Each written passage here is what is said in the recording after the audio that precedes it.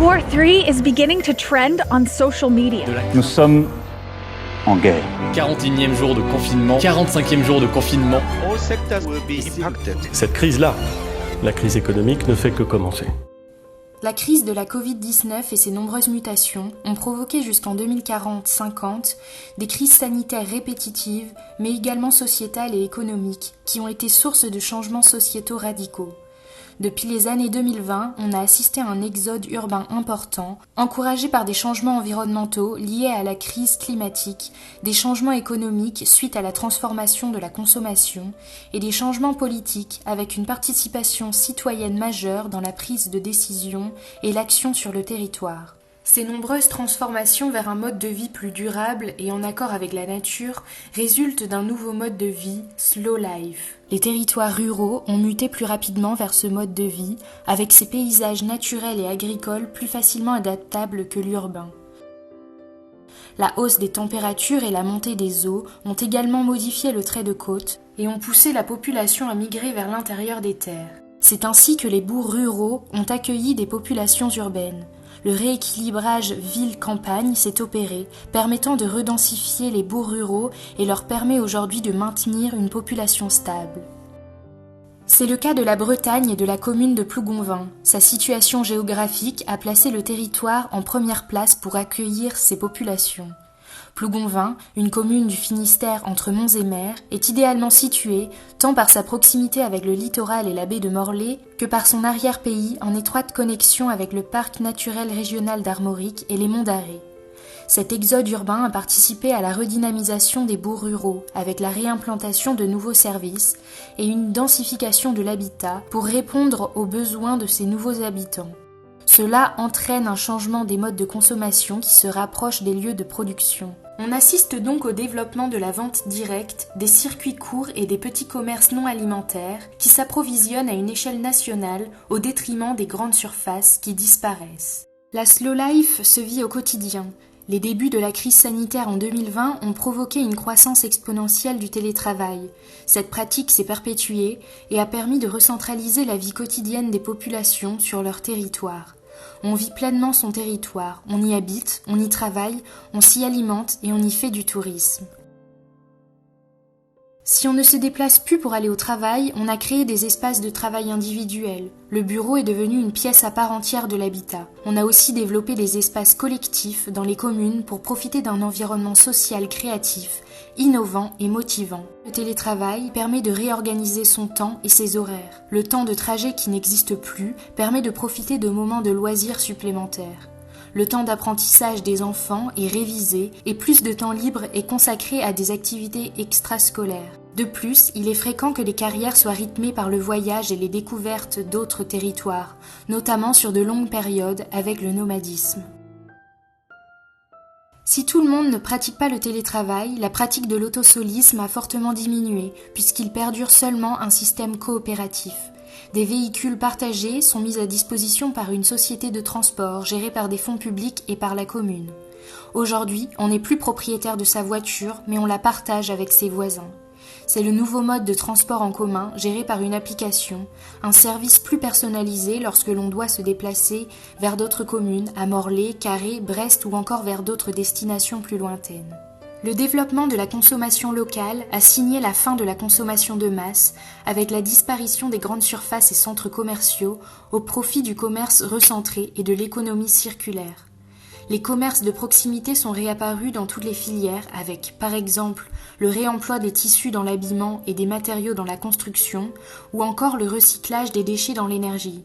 On assiste aussi au développement des services liés à l'entraide sociale, également gérés par une application pour les services de réparation des outils et des appareils électroménagers, et surtout la consommation de produits locaux dans l'alimentation.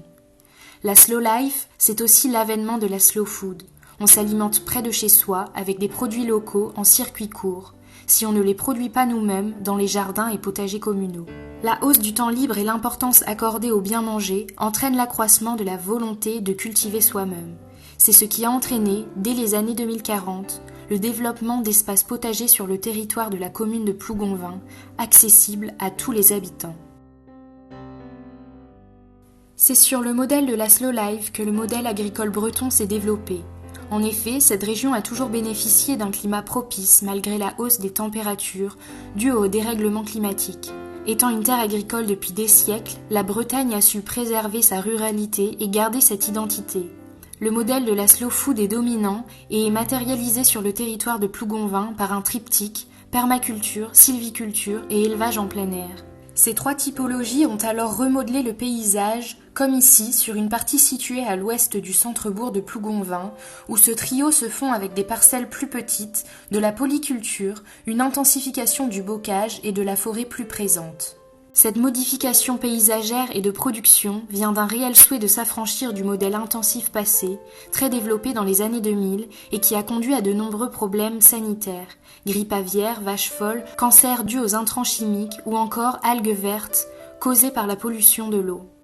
La population s'est alors réellement engagée depuis les années 2020-2030 à changer son mode de consommation pour tendre vers la slow food. La consommation de masse s'est arrêtée, celle de la viande a été divisée par 2. La population est devenue flexitarienne, prônant ainsi la qualité des produits à la quantité. Le glas de la consommation de masse a sonné. Ces changements sociétaux ont produit une véritable rupture, ce qui a provoqué un bouleversement des modes de production agricole et d'élevage. L'élevage industriel, les pesticides et engrais chimiques, le gaspillage alimentaire sont maintenant interdits en France depuis 2030. Pour aider les agriculteurs et les éleveurs à porter ces nouvelles politiques de production, des aides régionales sont octroyées aux exploitants afin de les aider à changer le modèle de leur exploitation. C'est aussi avec le soutien et l'émergence de banques comme la Banque Durable et d'associations comme Tous pour la permaculture que les exploitants ont pu investir et ainsi faire évoluer leur mode d'exploitation vers un modèle durable. Suite à cela, les champs ont fini, au bout d'une dizaine d'années, par réaccueillir la biodiversité détruite et la culture de produits bio y est maintenant possible. Le modèle permacole a pris le dessus sur celui de l'agriculture intensive. On reconsidère le local. Les fruits et légumes ne sont plus importés de l'autre bout du monde. Ces fermes permacoles sont à taille humaine, de quelques hectares, car le rendement élevé qu'offre la permaculture permet de cultiver des portions plus petites en offrant une quantité suffisante. On y voit des animaux d'élevage comme des poules s'y balader et d'autres parcelles sont réservées aux bovins et aux porcs. La sylviculture s'est aussi grandement développée et devient une véritable filière économique. D'abord car elle permet de répondre à la demande de bois, devenue la ressource privilégiée de la construction, mais aussi parce qu'elle va de pair avec la permaculture en jouant sur la complémentarité entre certaines espèces végétales et animales, permettant ainsi d'augmenter le rendement agricole. Pour permettre à tout un chacun de récupérer les fruits, légumes, viandes et céréales produits sur la commune de Plougonvin, le système des halles est privilégié. Celles-ci remplacent désormais les grandes surfaces et parsèment les territoires pour toujours se rapprocher de leur lieu de production, permettant ainsi de proposer des circuits courts. Ces halles permettent aux agriculteurs de proposer leurs récoltes à la vente ou d'amener les paniers que les habitants ont commandés via les AMAP sur une application. Le système ancien des AMAP permet de mieux rémunérer les producteurs locaux grâce à un commerce équitable. Le circuit court permet aux agriculteurs d'être payés à leur juste valeur en évitant les intermédiaires et les transports coûteux. Les halles deviennent alors un marqueur fort du changement qui s'est opéré au sein de la société. Ce sont devenus des hubs multifonctionnels liant de multiples activités.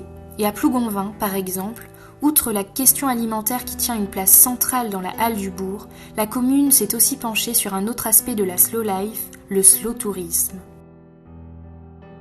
La slow life au quotidien, c'est aussi revoir ses pratiques touristiques. L'avion a disparu suite à la faillite des compagnies aériennes, autant que les voyages low cost et le tourisme mondialisé. On ne part plus aussi loin, mais on redécouvre son territoire. La Bretagne est devenue une destination touristique prisée après avoir assaini ses littoraux en réduisant les phénomènes des algues vertes qui ont entraîné des problèmes de santé publique en 2025. Cette réduction de la pollution est une conséquence directe de la transformation des pratiques agricoles. La région a aussi su développer son arrière-pays, nécessaire à cette recentralisation des modes de vie. Le tourisme d'itinérance a profondément transformé les pratiques. Il prend aujourd'hui plus de 80% des parts de marché du tourisme. Le temps partiel est devenu la norme au travail, mais aussi pour les étudiants qui ont davantage de temps à consacrer à d'autres activités ou pour découvrir d'autres régions en itinérance afin de se rencontrer et de se retrouver. Avec une part de temps libre plus importante, les activités sportives et de plein air font partie intégrante de la vie de l'ensemble de la population. On randonne, on escalade, on redécouvre son territoire à pied, à cheval, à vélo. On prend aussi de la hauteur en contemplant les paysages modifiés par la permaculture grâce aux balades en montgolfière. Le vélo, électrique à hydrogène ou non, est devenu le moyen de transport le plus pratiqué et les véloroutes sont devenus de vrais parcours d'itinérance pour partir en vacances ou redécouvrir son propre territoire le temps d'une ou plusieurs journées de repos. Que l'on soit adepte des festivals de musique entre amis ou que l'on aime se fixer des challenges sportifs au sein d'associations ou en famille, les différentes pratiques de groupe sauront parfaitement trouver leur bonheur parmi les nombreux cheminements existants, attirant surtout autrefois les férus de patrimoine religieux et aujourd'hui tout type d'aventuriers en quête d'expériences communes. C'est ainsi que la Bretagne a su s'adapter à ces pratiques en développant et mettant en valeur ses voies vertes et véloroutes. La Vélodyssée, une véloroute de 1200 km qui part de Roscoff pour longer la côte atlantique jusqu'à la frontière espagnole, est devenue incontournable. La commune de Plougonvin, traversée par cette Vélodyssée sur le tronçon Morlaix-Carré de 68 km, a donc profité de cette opportunité pour y développer son attractivité et faire de Plougonvin un lieu de halte dans cette traversée de la Bretagne par la campagne. La visite de l'arrière-pays rime aujourd'hui avec nature et lenteur, car on prend le temps de s'arrêter ou même d'y séjourner. Pour accueillir les visiteurs, des hébergements adaptés aux pratiques du slow tourisme ont été aménagés. Il est possible de séjourner dans des abris insolites et éco-responsables. Les hébergements servent à créer du lien entre les visiteurs et avec les locaux. Le slow tourisme est propice à la rencontre, à l'échange et au partage. À proximité, activités et animations font découvrir pleinement les lieux dans le respect de la nature. Si le parc national régional d'Armorique offre une possibilité d'hébergement léger et permanent, il est également possible de venir avec sa propre maison roulante puisque le mode de vie nomade s'est fortement répandu. Le PNR a pris l'initiative de propulser ce mode de vie en portant d'emblée une politique touristique innovante. Ce choix s'est opéré par le souhait de proposer des hébergements respectueux de la forte identité de Plougonvin, un territoire connecté à son environnement paysager. Ces transformations de mode de vie et les différents changements sociétaux sont principalement liés à une vraie rupture après les années 2020. La crise Covid et ses mutations ont aussi prouvé que nous avons indéniablement besoin de la culture et qu'elle apporte des bienfaits tant dans le loisir en général que dans l'éducation. C'est notamment le cas de l'art en général. C'est l'avènement du slow art, un art participatif, éphémère, évolutif et pédagogique. Un art cyclique avec des œuvres réalisées à partir de matériaux recyclés, de déchets et de ressources locales qui pourront ensuite être réutilisées. On assiste au développement d'un art in situ sur le territoire qui défend la biodiversité et les techniques artisanales pour une prise de conscience. Ces changements de mode de vie vers une société du temps libre et des loisirs ont provoqué des bouleversements dans l'aménagement du territoire. L'éphémère et le modulable ont toute leur place et font d'ailleurs souvent l'objet d'ateliers citoyens. La population éprouve le besoin de se créer des lieux de rencontre, propices à la pratique de ces activités. C'est ainsi que les paysages ont fait face à de nombreuses transformations et sont maintenant divisés en plusieurs typologies. Des espaces agricoles modifiés et aussi pratiqués par les citoyens, des espaces plus urbains liés à la nécessité d'habiter, transformés par les nouvelles pratiques de potagers communaux et de cheminement doux. Et enfin, des espaces de distribution, de rencontres et de sociabilité. Poussé par cette volonté d'échange et de partage, un réseau de halles s'est créé sur l'ensemble du territoire de la commune de Plougonvin. Ce réseau s'articule à l'échelle urbaine avec l'installation de plusieurs halles. De tout temps, les halles sont des éléments fédérateurs dans les villages et les villes, des lieux de rassemblement de la population, vecteurs de dynamisme et de centralité. Pour faire fonctionner ce réseau de halles, l'application Slodyssée a été créée et permet de relier les espaces, les habitants, les producteurs et les visiteurs entre eux. Cette application est développée à l'échelle régionale.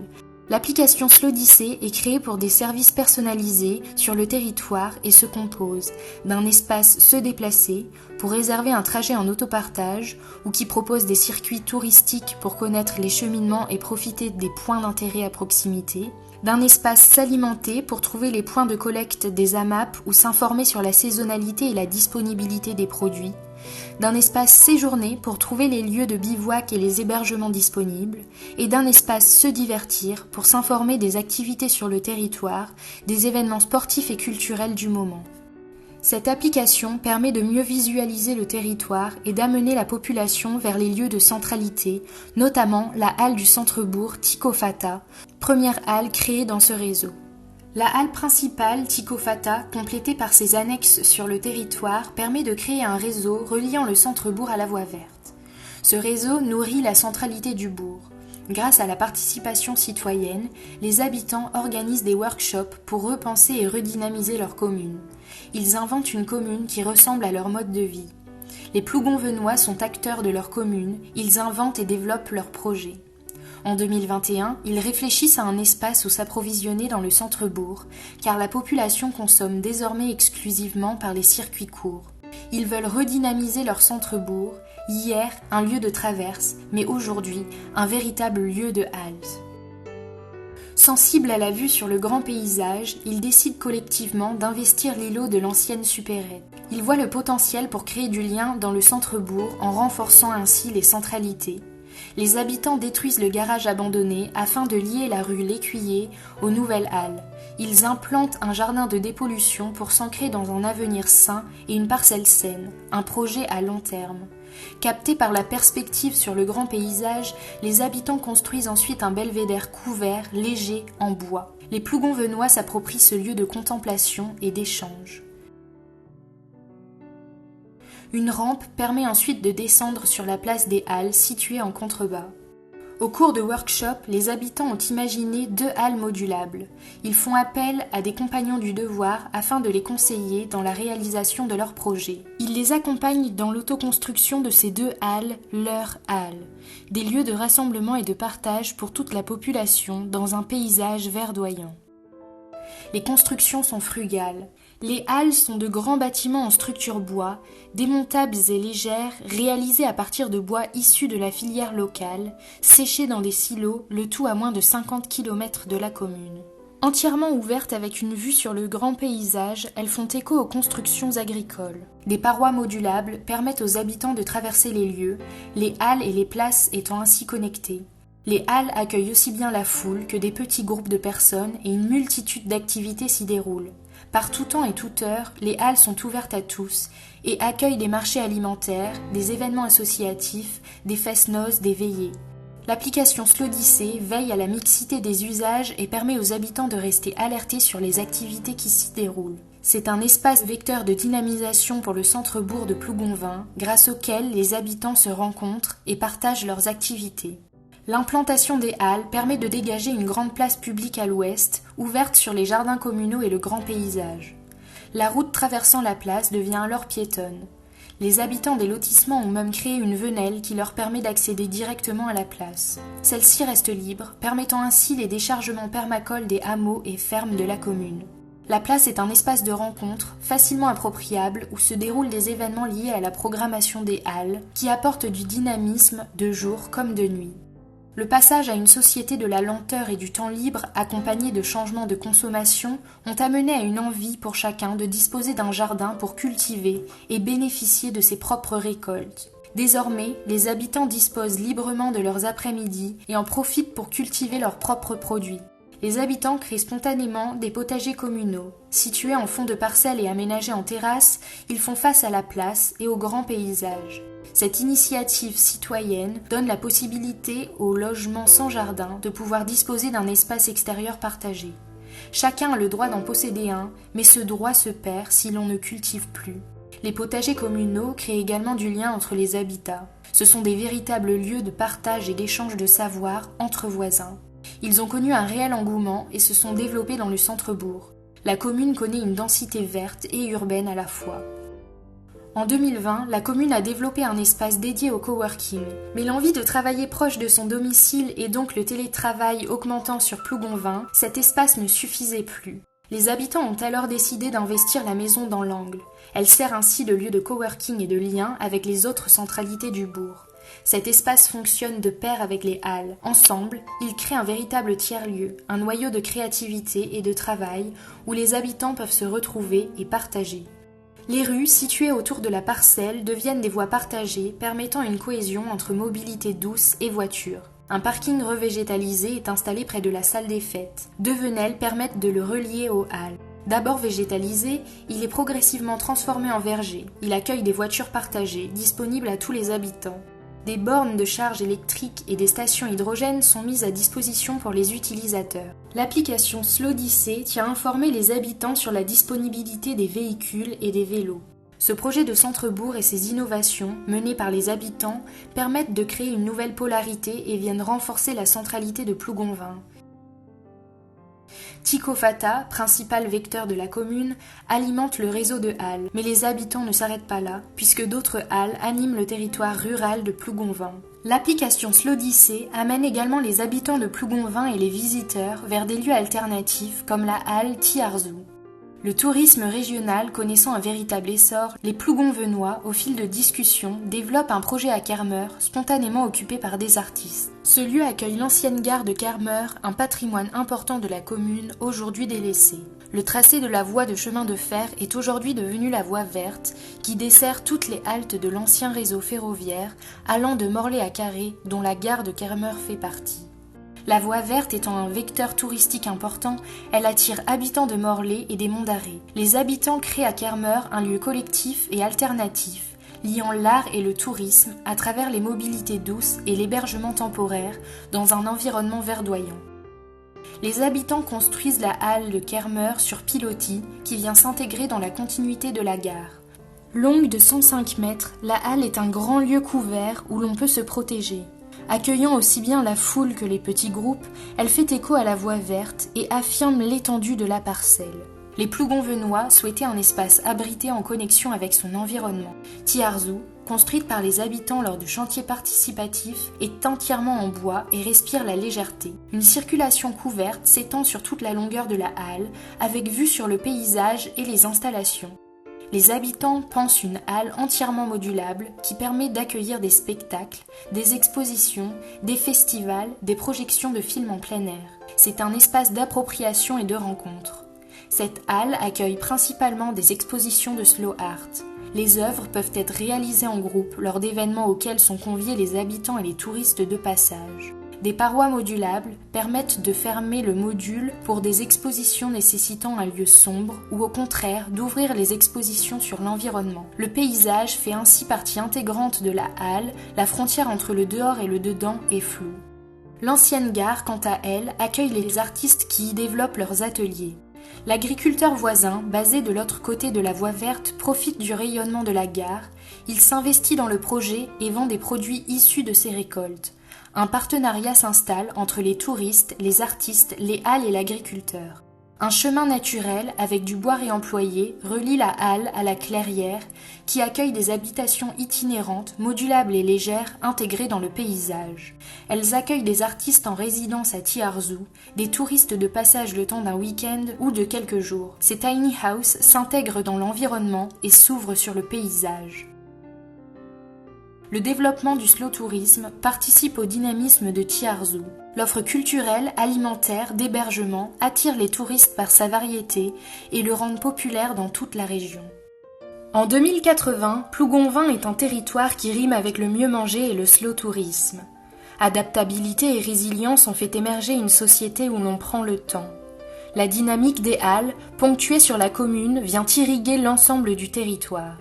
Plougonvin est devenu un modèle pour d'autres communes. Des réseaux de halles, connectés les uns aux autres, ont fleuri sur le territoire breton. Certains s'appuient sur l'ancien réseau de gares à la manière de Tiarzou. On assiste à une modification des paysages, un équilibre entre productivité et loisirs qui se traduit concrètement par l'existence des halles et d'hébergements frugaux. Le tout vivant aux différents rythmes de vie des habitants et visiteurs.